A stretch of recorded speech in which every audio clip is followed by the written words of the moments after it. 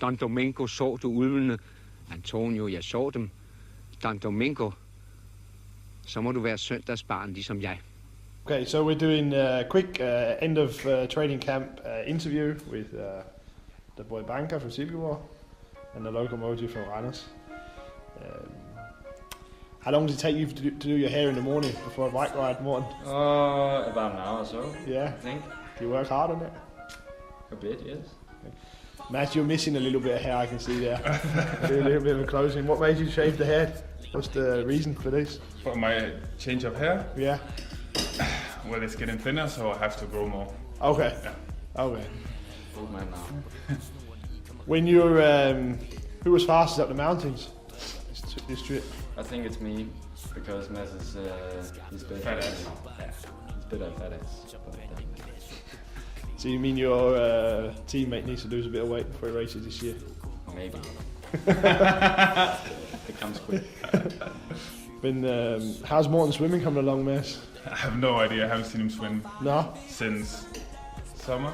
Okay. Yeah. That isn't good. No, I guess there's a lot of work to do. How do you cope with your hair falling out of place in the bull, Morten? What do you do there? Do I have to answer that question? Don Domingo, lån mig dit pusterør. Okay, one word answers. Favorite training session this week? TT up to the antennas. Okay, time trial to Morten. I think it was the talk sessions. We had several talk sessions this week, so maybe then, yeah. How did you find the 5 kilometer standing intervals? Long and hard, actually. Yeah, Only one way. It's really hard for your back because you're standing up all the way 5k. It's Yeah. a long way. yeah. And when it's up, it takes about 20 minutes. So Okay, I can't sit down. So Yeah. it's pretty hard. yeah. Have you listened to any music this week? While you've been, Yes.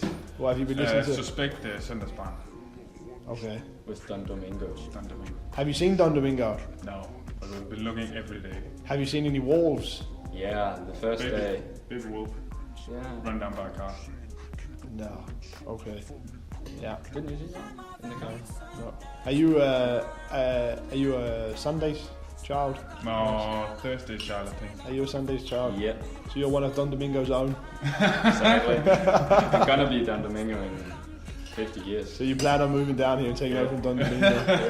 Living in the Mikos Mountains. In Mirasbjerg,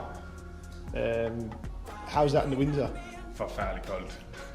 Der ligger Mikrasbjergene, og der kan blive ganske forfærdeligt koldt om vinteren. Der bliver så koldt, så ulvene, de søger herned. Mads, your favorite English joke? I don't know any jokes in English. Me neither. Action. Interview over.